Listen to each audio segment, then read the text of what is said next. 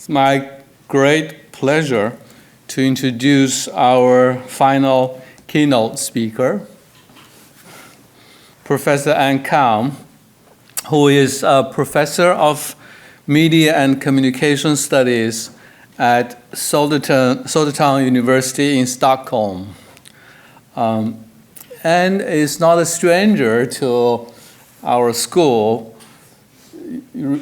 Exactly 10 years ago, she was a visiting scholar here, and that was when we first got to know each other, and I've been following her work ever since. She's been publishing on areas, broad range of areas, and I'll just mention a few of her projects. She is the author of Crisis and Critique, which was published in 2016, which is the study of the importance of history and time in social movements and political activism. I think in the same year, her edited volume was published entitled Innovative Methods in Media and Communication Research. More recently, last year, she published her book, Prison Media. It's entitled Prison Media, co-authored book, and published by MIT Press. And I think you also are the co-editor of a book published in 2020, and the title is Making Time for Digital Lives Beyond Chronotopia. So very broad range of research closely related to the theme of our conference. And this evening, she's going to talk about, and the title of her talk is Resisting the Automated Welfare State, Digital Vulnerabilities and Mundane Civic Engagement, which I believe is part of a new book which will come out soon. So without further ado, let's welcome Kaun to the podium.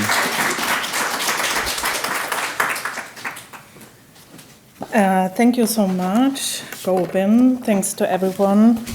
It's a challenge to be the person between the wine coming last, but also coming after all these amazing presentations. I learned really a lot, and I think it was also amazing to see the variety of different cases, of different forms of activism that you've been presented and discussed, and also the different ways you've been looking at them was really, really amazing. And I'm not going to even make an attempt to try to summarize all my thoughts, because this will take some time and space to really think about it. And of course, when Guobin asked me to join the symposium, I immediately said yes.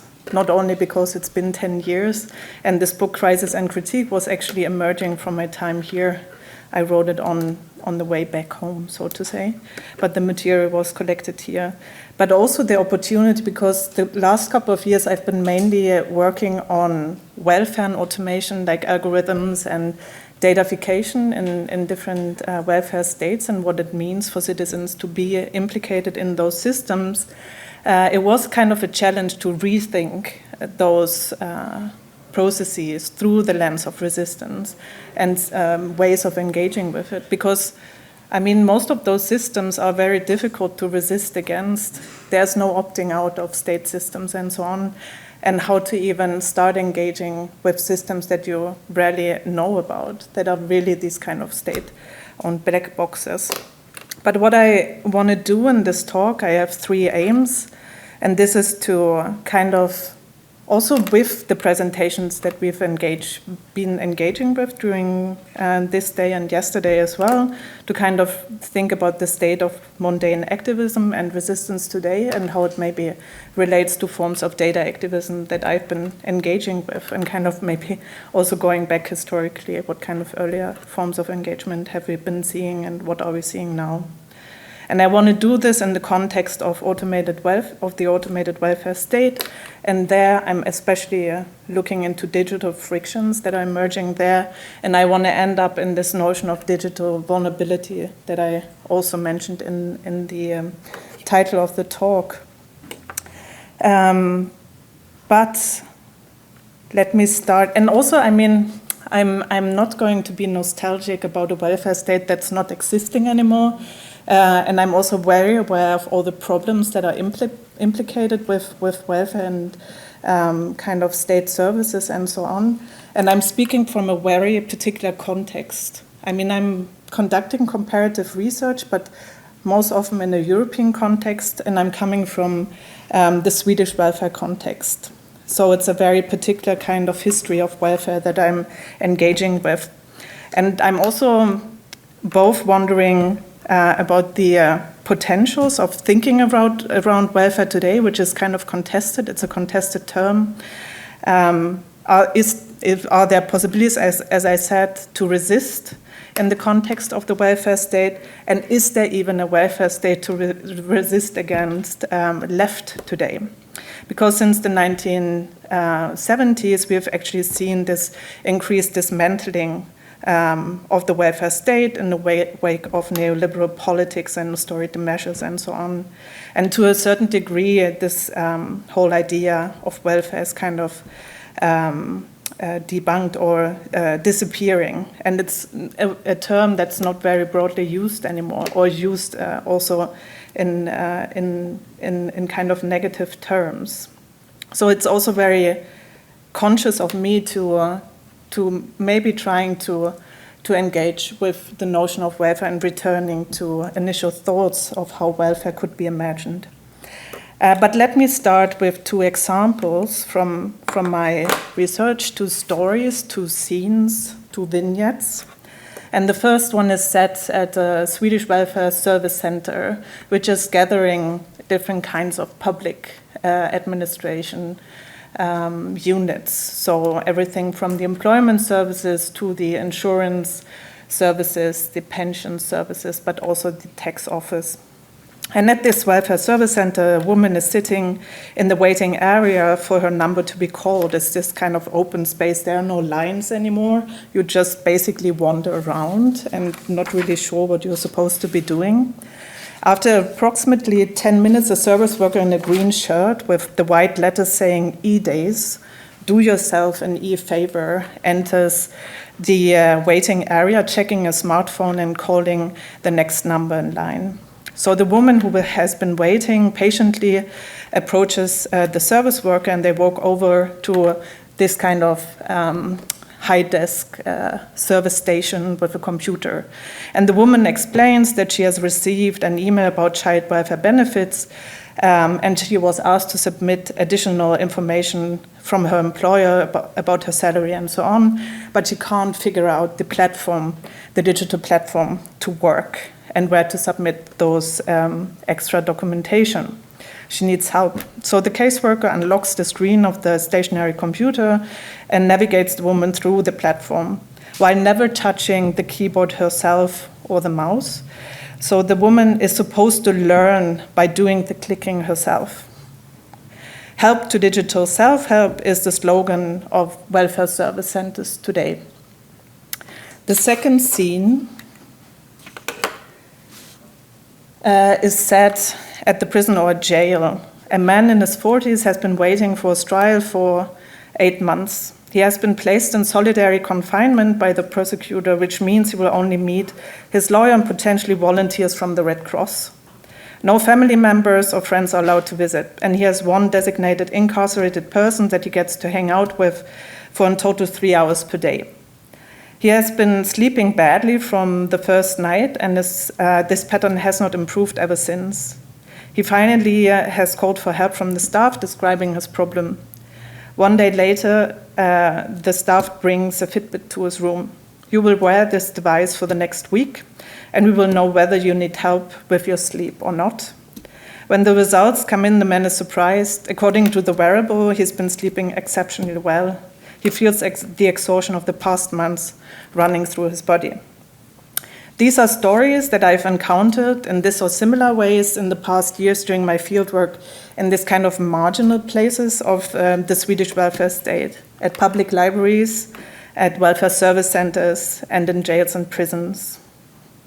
And all these stories, I feel, are expressions of frictions in the digital welfare states, scenes in which help through human collaboration is crucial, being lost in an agency application form, trying to do the right thing on platforms that are hard to navigate, digital devices telling different stories than your own embodied experiences. They seem both mundane, but also special, outside of what we maybe share as an experience. But you might also ask yourself what these stories have to do with forms of mundane everyday resistance. And I might be stretching the topic of the conference a little bit, but I would like to think about resistance also in terms of digital frictions that might activate or enhance forms of resistance. Frictions as an energy, as a moment that potentially pauses and make us rethink the digital welfare machinery. But before moving into some examples of digital resistance in my work, more empirical examples, let's start with the idea about welfare, and then I will discuss further the notion of digital friction as well. Welfare is a keyword that also Raymond Williams has been writing about in the 1970s, and it was originally used to indicate happiness or prosperity. The notion of organized welfare through institutionalized provision of basic needs emerged first in the 20th century. And the idea of the welfare state was first mentioned during the Second World War in the 1930s. And it's built on normative ideas of universalism, equality, and decommodification. So it's very normative ideals. And based on these principles, arguments for the welfare state are put forward, such as its ability to enhance social cohesion, as well as balancing of risks while preserving human dignity. And welfare provision and policies have not been implemented out of nothing. They are long-standing outcome of mobilizations by political parties and social movements, and in the Scandinavian context, especially the labor movement. And one fundamental principle of welfare is the idea of providing for basic needs for all, and a more ambitious outlook might be the idea of rethinking welfare in terms of different capabilities, as Martha Nussbaum has been proposing. So to promote measures for human flourishing according to different capabilities and needs. So welfare is also about providing for conditions of a livable lives for all. And this is kind of the starting point for my engagement with welfare and the digitalization and datafication of welfare provision, which scholars now have been increasingly engaging with, and how these forms of digitalization and datafication in the welfare sector are shifting the conditions and possibilities for actually providing these kind of conditions for livable lives for all. And the sociologist Marian Fourcade, for example, considers the reconfiguration of the relationship, the social contract, if you will, between the citizen and the welfare state that is increasingly mediated by digital data and technologies for algorithmic automation. Hence, the flourishing of all is increasingly depending and intermingled with the digital and data infrastructures and algorithmic automation. But as I indicated with the vignettes in the beginning, this kind of shift is never happening, of course, without frictions, which leads me to the notion or the concept of digital frictions that I hope offer some potential for thinking about resistance against or within the digital welfare state. And according to the dictionary, friction is the force that makes it difficult for one object to slide along the surface of another or to move through a liquid or gas. Or, as the anthropologist Anna Tsing puts it, friction emerges where the rubber hits the road. And Mina Rockenstein, in her latest book on algorithmic living with the algorithms highlights that the notion of friction is also used by engineers and designers, or referred to at least. And while they seek to develop perfect human-machine loops, frictions are supposed to be diminished as much as possible. The main goal is frictionless living with computational tools in a perfectly smooth symbiosis between man and machine. For both Singh and Ruckenstein, friction is not a tech dream, but a societally attuned and resilient notion. Singh and Ruckenstein argue further that friction makes connections influential and effective and gets in the way of smooth operations of global power. So it also has a potential for resistance. Frictions highlight and make visible inequalities, and they debunk the well-oiled machine of also the digital welfare state. Frictions reveal the links between universally appealing goals, processes of power, and locally rooted aims and practices. And the stories that I drew on in the opening illustrate that the smooth, frictionless interaction with the digital welfare machine is rarely the case. Even with new methods of designing digital tools, frictions will remain, and maybe even should remain, as frictions make things stick as well. So what do we do with that then? Is the solution to develop better platforms to deliver welfare services, to improve digital skills among citizens? Will there ever be the smooth digital welfare state?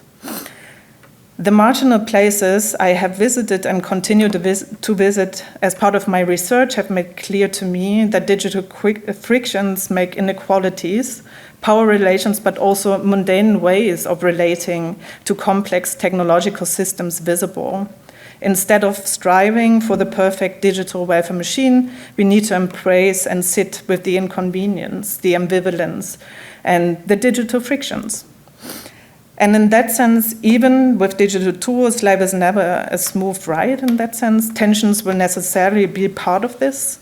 And instead of aiming for the perfect digital welfare machine, we could collectively need to imagine a system of welfare that provides for all according to their needs and capabilities. Digital tools might be part of this process of finding out how and in what ways that can be done, but they should never be the starting point. And I think in most of the presentations today, we have seen examples of debunking this myth of the technological solution. And one way to engage with the digital frictions that I've identified here is to ask if there are ways to resist and repair them collectively, which takes us to the question of activism and social movements, mobilizing for social justice in the digital welfare state, as a form of what Stefania Milan and Lina Dencik have called data activism. And before delving into examples of data activism in the context of welfare, let me situate data activism historically. And this kind of periodization that I'm proposing here, periodizations are always reducing nuances and complexities, but it's mainly to just provide a historical background. And it's also a rather generalizing kind of summary of how research has been describing social movements. And that's all stuff that you probably know much better than I do, but I think it's helpful to remind us of these earlier movements and works engaging with them in order to understand what's happening today.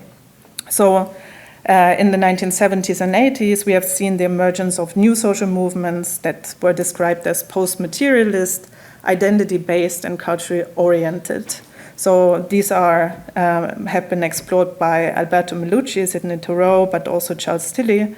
And some examples here are, for example, new urban movements, such as the squatter movements in New York, that I've also been engaging with in my book, Crisis and Critique. While in the 1990s and 2000s, we have seen the global or alter globalization movements emerging that, for example, Donatella Della Porta has been writing about, but also Manuel Castells, and so on. And since the 2010s, we have been increasingly engaging with digital activism and networked social movements, like Occupy Wall Street, Black Lives Matters, and the latest protest periods. And these are maybe more individualized, focused, and also bringing in these kind of mundane acts of engagement that is quite logical in the context of digital media, and where we've also seen this discussion of the movement from collective to connective action that Bennett and Segerberg have been theorizing. So what are we seeing today? And as I said, Stefania Milan and Lina Denchik are talking about data activism, and I'm wondering, what does it mean in the age of automation? Is this a new period of social movements that we are seeing? And in an article that was recently published in Social Movement Studies, Nick Coldry is trying to provide this kind of relationship, or what does datification mean for social movements nowadays. And he proposes that there are 4 layers on how to think this relationship, and the first one is then datification as a general condition under which social movements act. Data as specific objects of contestation. So maybe what we have earlier talked about in media activism research, thinking about how social movements are represented in, for example, mainstream media. So data becomes also a site of contestation in terms of how individuals are represented in certain databases, as we have heard about the disability registrations, for example, in India, where this becomes a site of contestation, for example. The third layer here argues data as general object of contestation by social movements, which is lifting data as a focus in terms of data infrastructures. And this could be a link to how we were thinking traditionally about media activism, like media as an object of contestation, media reform movements, and so on. And here, social movements, for example, the Sami in Sweden mobilizing around wind parks that are built by Google to power their data centers in the north of Sweden, as this kind of form of data activism, which is identifying data as a general object of contestation. And lastly, he talks about data as intrinsic to social movements, as a method of resistance.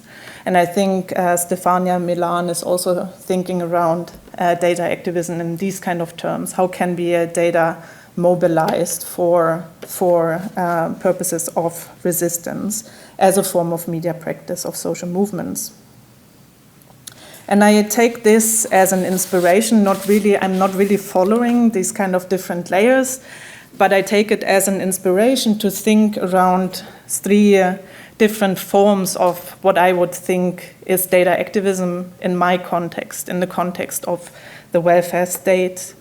And the 3 examples that I would like to briefly discuss with you before the wine and the relaxing are firstly examples of mapping and counter-mapping as methods to critically engage with the data welfare state. Secondly, the investigation and questioning of the data welfare state through litigation. And then thirdly, mundane civic experiences with data in the context of the welfare state. But let's get started. And this is not really a map that was generated by data activists. This is just representing mapping more generally, visualizing mapping. It's taken from an article that I wrote together with Stine Lomborg, where we did a systematic literature review of automated decision-making literature. But this kind of practices of mapping and counter-mapping emerges really out of the necessity to advocate, to think about the datafication and algorithmic automation in the welfare state as a political problem and make it visible, make it understandable and tangible for citizens, as those systems are often implemented through pilot projects that kind of operate outside of the public eye. It's not only the black boxing of technology itself, but it's also just that those projects are being implemented and that maybe your applications in the backend are handled and decided upon automatically. And this kind of mapping has also, there are approaches that are top-down, that are, for example, facilitated by the EU, that has started a registry of algorithmic systems that are used in the public sector, for example, to provide this kind of transparency. But there are also bottom-up initiatives by what I would say data activists. They don't use this terminology themselves, but groups like Algorithm Watch in Berlin, for example, an advocacy group that is trying to map and identify automated decision-making systems in the welfare sector in order to provide instances for civic talk, in order to enable citizens to engage in those discussions as political and not as merely a managerial process of change in public administration. And we have been trying in different projects, in comparative projects across Europe, to also do this kind of mappings. And because we are engaging with projects that are appearing quickly but also disappearing quickly, this is kind of a very tedious task, and you're always confronted with a changing landscape.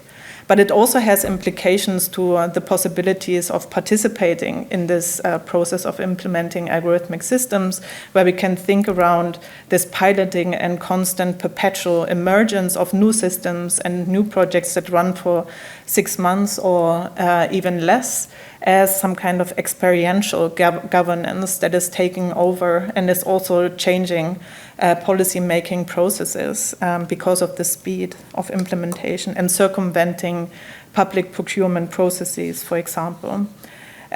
So we always only have these kind of snapshots of maps of algorithmic systems that are gathered. But anyway, I would argue that these forms of mapping and trying to make visible those systems that are rarely scaled up and used in a very broad manner, that they are forms of resistance, that they are forms of data activism. And returning to Nicodri's conceptualization, defining them as datafication and algorithmic automation as a political object. So the next example that I've been engaging with is investigating and questioning the data welfare state through litigation. So besides this kind of mapping, it's also about what is this technology and what kind of information do we need about those systems in order to engage in kind of civic exchanges around algorithmic decision making. And here I've been looking into one case in the Swedish context where different actors have filed litigation cases against the municipality to kind of achieve meaningful information around those systems and how decisions are made. And we are here talking about very simple decision tree algorithms. It's nothing complex, it's not machine learning, but it really illustrates this kind of negotiation, what technology is and what it changes in society when those litigation cases are submitted and also court decisions are then made. So the case that I've been exploring is the Trelleborg model, it's called, which is a smaller municipality in the Swedish south, which has been since 2017 been automating decisions on social benefit applications. And it's following, as I said, a decision tree. So you submit an application, and then the system kind of checks the eligibility of your case to receive social benefits or not. And you have to submit these kind of applications every second week. And it's also cross-checking different databases like the tax agency, but also the insurance agency. And in this context, the discussion emerged around algorithmic decision-making, and different actors began exploring what is actually happening here and what does it mean for welfare provision. And in the context, one journalist wanted to get access to the algorithm and argued that the algorithm in the Swedish public sector context is actually, these are public records, and Sweden has a very strong legal provision in terms of access to public records, the Offentlighetsprincipen.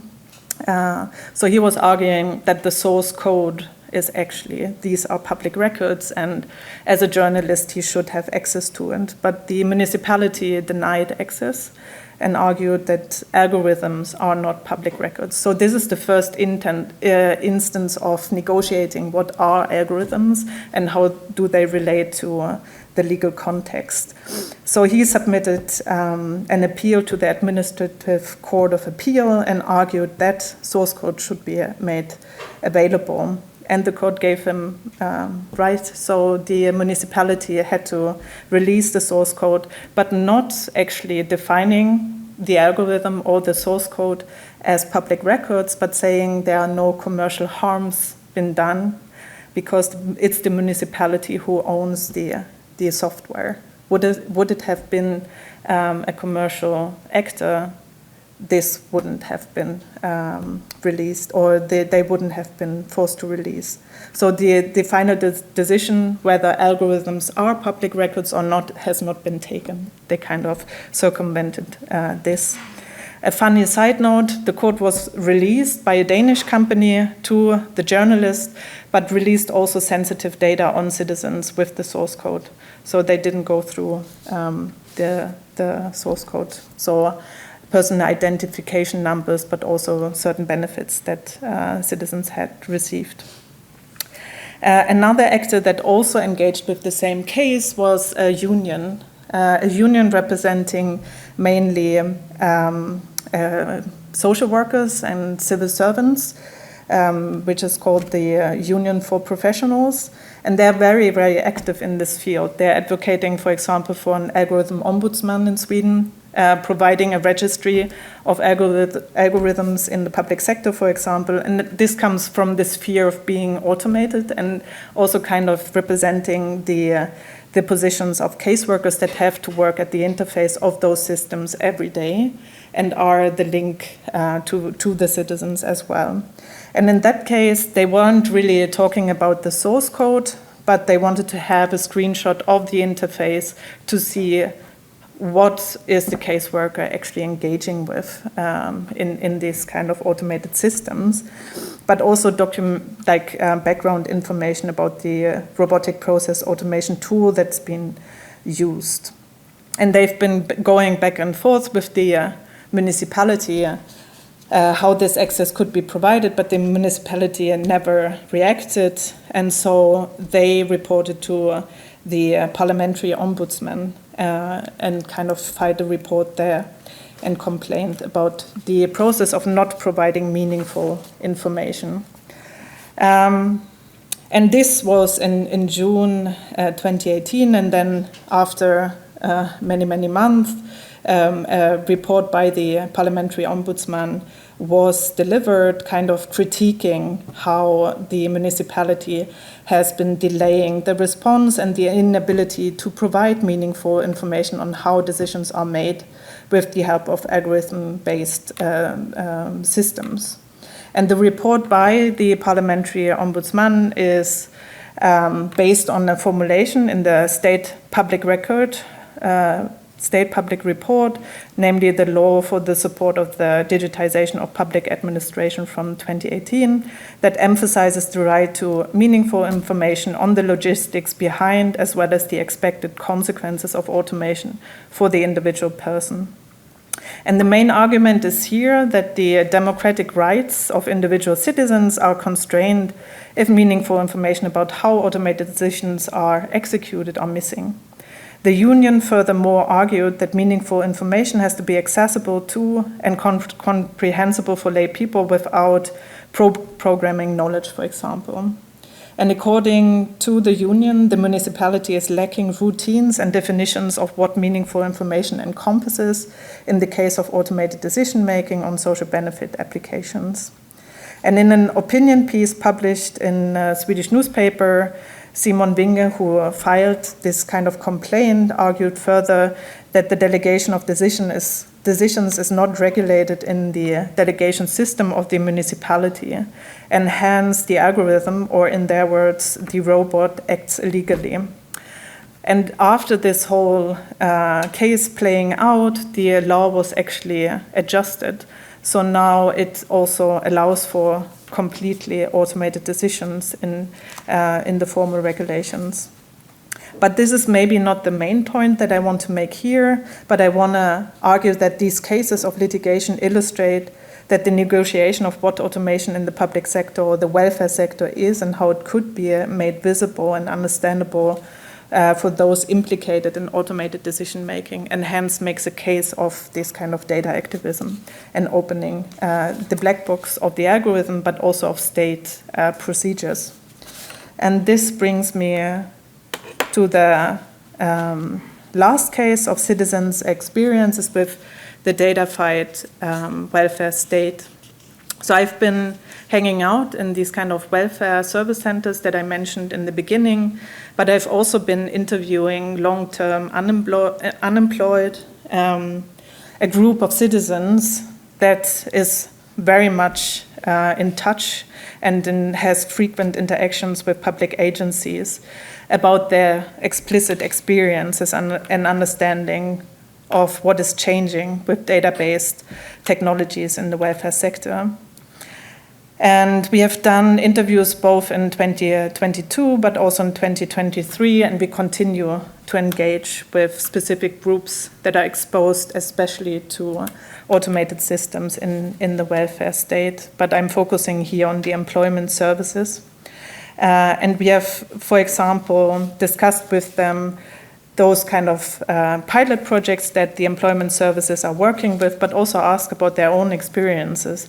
If they've ever received a decision where it's explicitly stated that this decision had been automated, and how they feel and think around this. And what is interesting, and which is also connecting back to the discussions that we have been having throughout the day, is this kind of decentering of technology. And most of the job seekers find it interesting, those cases that we are discussing with them, but they also relate them to the larger context of how the employment services are restructured and how their experiences with the state actors is changing with time. So to just quote one of our participants, it's more like a question of how and if the employment services work at all today. I do not know what they gain from this kind of data-based automation, like a comment from me. I do not know what they gain from this, more than showing off some kind of more fine-grained statistics. I'm not sure. It's maybe more branding than anything else. At least that's how I perceive the employment services more generally.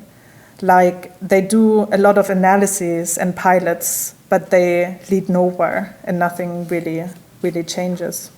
So the data, the AI and database projects that we've been discussing with long-term unemployed are seen in a broader context of reforming the employment services and the general perception of their work, rather than as isolated projects. It's the overall perception of the public agency that is of importance for this respondent, for example. However, the projects gain the role of standing in for generally approaching large and structural projects with quick fixes that often divert energy and resources, but not necessarily resolve fundamental challenges within welfare provision. Another aspect that is mentioned is the perception of job seekers by the agency that is partly reflected on how their needs are met with standardized responses. And the respondent, for example, argues, and this is connected to my experience that all job seekers are considered as one big gray mass. You get into these different programs and everyone is just treated the same. There's no possibility to get into a program that is maybe a bit more specialized. And during the interviews, disconnect also emerges between the data and information available to automated systems of profiling job seekers. There are aspects such as educational certificates that might indicate a certain level of knowledge or interest, but that have little to do with the actual work experience. And interviewers are kind of criticizing that these background information that are easily datafied and could be used to tailor programs to their specific needs are not relied upon, are not used. And while many of our respondents first had difficulties relating to the AI projects we described to them, they saw the technological development in the broader context of reforming the agency and their experiences with individual caseworkers over the years. The technology was not seen in isolation, but representing a general approach to job seekers in society, namely a standardized treatment with little adjustment to individual needs of the specific job seekers. The interviewees also recognized the structural transformation of the employment services as constrained to qualitative and individually adjusted support, and which is also generally of importance to approaching AI and data-based changes in welfare, I would argue. So moving and kind of building on these three cases, but also the vignettes that I used in the beginning of the presentation, I want to end up in this notion of digital vulnerabilities because I think it might be helpful to think with vulnerabilities in this context. So looking into these emerging forms of maybe resistance or negotiating and relating to welfare in the age of automation and datafication, I would like to end with the notion of digital vulnerabilities that I think capture well what the examples that I've introduced the talk with in the beginning are illustrating. The welfare service center and the jail. But they also relate to forms of resistance that I just discussed in the three examples. Digital vulnerabilities emerge as a potential harms and threats in the context of digital infrastructures. And I know that vulnerability is a contested notion, and it's often used in a prescriptive way, pointing out especially vulnerable groups. However, starting with vulnerability as a human condition, as Martha Feynman suggests, is helpful here, I think. And instead of using vulnerability in a stigmatizing or prescriptive way, she argues that, and I'm quoting, vulnerability is universal and constant, inherent in the human condition. And vulnerability is here, hence, both universal, but it's also particular. And I'm quoting again, we have different forms of embodiment and are differently situated within webs of economic and institutional relationships. So there's a range of vulnerabilities on an individual level that are experienced uniquely. But we share this vulnerability in a universal manner.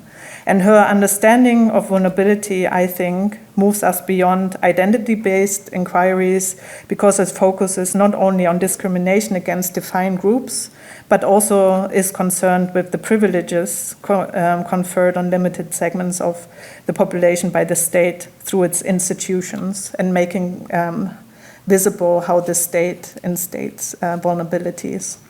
And by defining vulnerability as a human condition that we all share, Feynman also shifts the focus towards the institutions and social structures that are established to manage but also uphold common vulnerabilities. And this is, I think, really important to insert the digital here and how digital infrastructures are contributing to new vulnerabilities. And at the same time to acknowledge the mutual dependency that we share with each other. So datafication and digital technologies introduce, as I said, new layers of vulnerability, and they need to be acknowledged and identified in order to be managed and mitigated, to be repaired within society or resisted against. And acknowledging that we are all vulnerable and share digital vulnerabilities is foregrounding hence the universal character of vulnerability, and hence opens for the possibility for broad solidarity, I would argue across context, which is needed if we want to build a just and equal society. But I want to end, because it's late, and I probably it needs a bit more explanation, but I actually want to end with a poem by one of my favorite writers, and I didn't even put his name. Oh, I put it, yeah. His name is Göran Greider, and I think it summarizes, in a way, how I want to think about the welfare state in a hopeful, future-oriented manner. And it's only a part of a longer poem that I translated myself, and it's probably a very, very bad translation. And I'm probably not very good in reading it out, but I want to end with this. So the poem is called A People's Home. The period from 1975 until today was a parenthesis. It didn't give birth to any dreams larger than one's own life. Now the new times are taking over, still unborn. Partly because the picture of the past is still so strong. The legacy of the people's home must be a goodbye from the world, from the factories. Reality changes, but not the deepest values. For these values, indispensable are life. In that, we need to leave to make space for the new. The breakup with this time, 1945 to 75, the final possibility of the past. Thank you.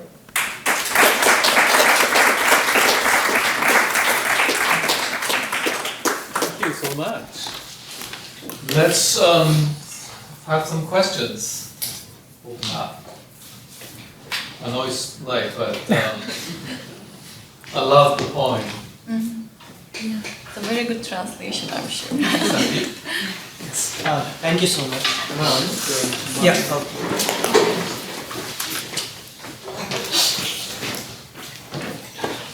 Thank you.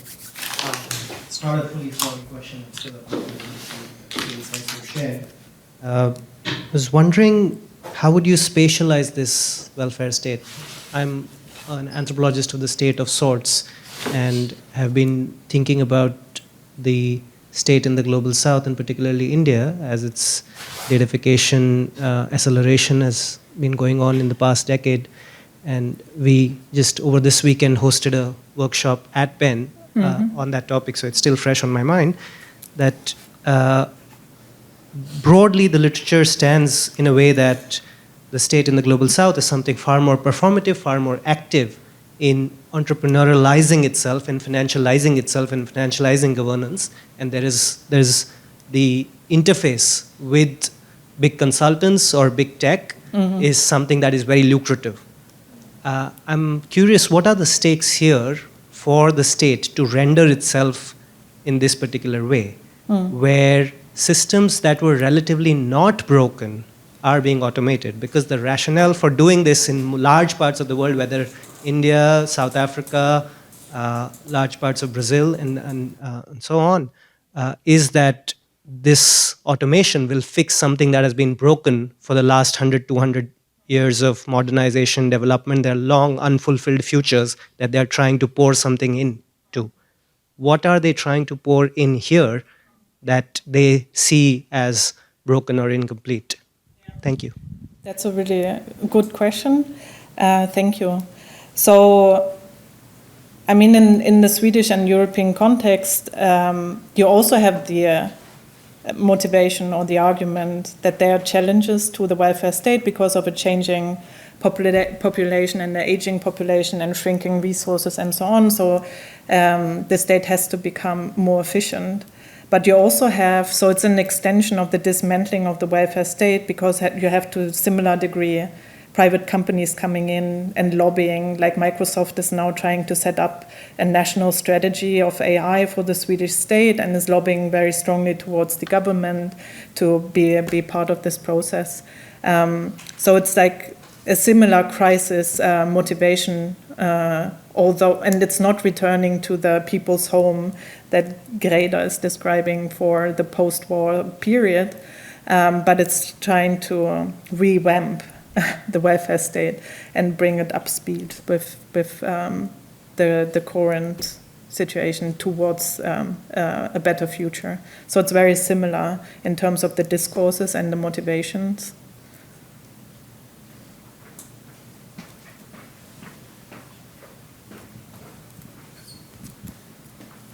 Sorry to be piling on as part of this datafication crew, and also not to make it about India, but I was thinking about what you mentioned as like experiential governance, right? And particularly these projects that have like a 6-month or less afterlife, life and afterlife. And I'm curious how you understand, like, do you see them as like failures, or are they sort of pilots that the state runs and then the state kind of says for whatever reason no? I haven't heard of too many other examples like this, so I would love to hear more.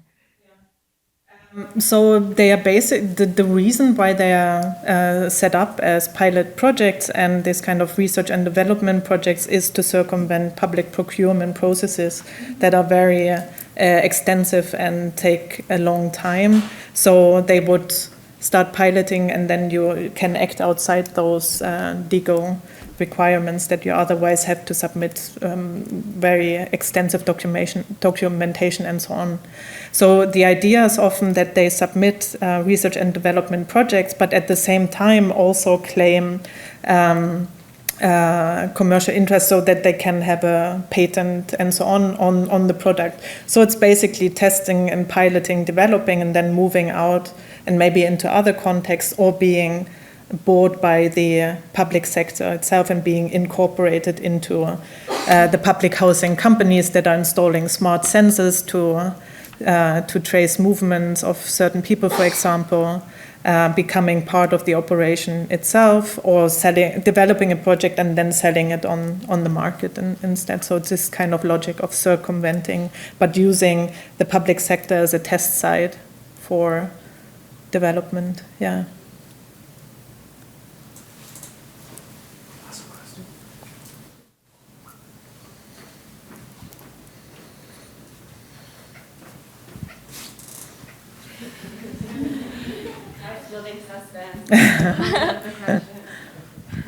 Thanks, and this was great, and it's given me a lot of food for thought. So one of the things that I was thinking about when you were describing sort of these different ways of resisting the datafication of the welfare state, like I was thinking also of asking like whether you're seeing any attempts at like more directly kind of sabotaging automation and really sort of like trying to really interfere with what is happening, because I think the examples that you listed like are so great. Like I was thinking about the litigation component in parallel, for instance, with like global human rights activism and how strategic litigation has always been like a great tool, like alongside, you know, public demonstrations and more kind of grassroots maybe mobilizations. But one of the things that were sort of that I was wondering about is sort of this, you know, are there strategies of contestation that go at like sabotaging? Like we've seen this in other types, you know, with other types of sort of algorithmic activism. So I was wondering if you see that in your case as well. And if not, why do you think that's not the case? Thank you. That's an excellent question. I haven't seen any cases or concerted effort in terms of sabotaging. What I've tried to get data on are complaints by citizens. For example, sometimes you receive a decision letter where it's stated this decision had been fully automated. What do you do with this? I don't know. But I've been asking, like, have there been complaints explicitly referring to also to GDPR and the paragraphs there that you have the right to have your decisions made by a human caseworker, for example.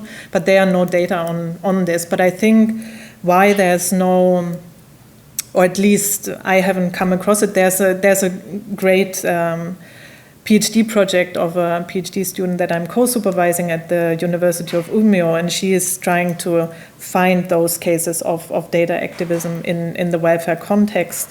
So far, it's mainly doing advocacy work and just making this a problem that should be discussed and made public and as an object of social movements. But I think it's because it's not so well known. People don't know that much about. Also, when you ask the general population, only like 19% even know that algorithmic systems are used in the public sector, for example. And then you're not really sure how you are implicated in those systems and how the back-end automation is really affecting you. And I mean, there are reports and also long transparency reports on profiling, for example, by the employment services, where you can see these categories on how people are categorized into different groups and then accordingly get different programs assigned, which are based on ethnic discrimination, for example, and also where you're living, the neighborhoods you're living in, and so on. But it hasn't been picked up by civil or social movements. I mean, the union is one good example here, engaging and trying to argue for transparency and access to information, but it's also related to how civic engagement is usually happening in Sweden. It's like this very traditional way of engaging through unions, through established groups, and not this kind of, alternative forms of activism. But there's this kind of disconnect and very little awareness, I would say. Yeah. Can I ask the last question? Last question. Really, I thought since yesterday we've covered many important aspects related to the theme of the conference, starting with activist affordances, repertoire, many important concepts, materiality, objects, and I think we have a whole network of keywords putting together give us a good sense, I think, about directions of research. And I really love it that you put the state center stage in the analysis, because we also talk a lot about corporations, internet corporations, platforms, and so on. The state has been there, but sort of more in the background, how citizens and activists negotiate with the state. But now we see the state center stage. So sort of round up the whole picture. I think this is really wonderful, great. So my question is, I wonder whether you want to elaborate two key concepts in your presentation. You started with friction, which I think is really important. Friction as resistance, resistance as friction. Mm-hmm. I think there's so much to think about with that concept. And then you ended with vulnerability. How would you sort of put these two concepts together, friction and vulnerability? How do we think about their relationship? Yes, I guess that's like the writing up the chapter that I'm working on at the moment. But I guess because I started within the digital frictions as a way to start and engage with the conversation on automation and welfare and how it's experienced in like mundane ways. So as something where resistance can emerge because something is sticking or is making visible these kind of digital vulnerabilities. So it's an experiential component maybe. And the vulnerabilities in why I ended up with the notion of digital vulnerability is to kind of overcome this focus on the individual and how individual citizens are implicated in automated decision making and really make it about the state structures, as you said. So and how these are shared, even if they are uniquely experienced and particular, this is a universal aspect. So in a way to highlight why we have to think about them, and then to use this as a starting point to reimagine how automation should and could look like in the welfare context. I don't know if this is a good answer. Thank you, that's good. Thank you. Very helpful. So let's next again.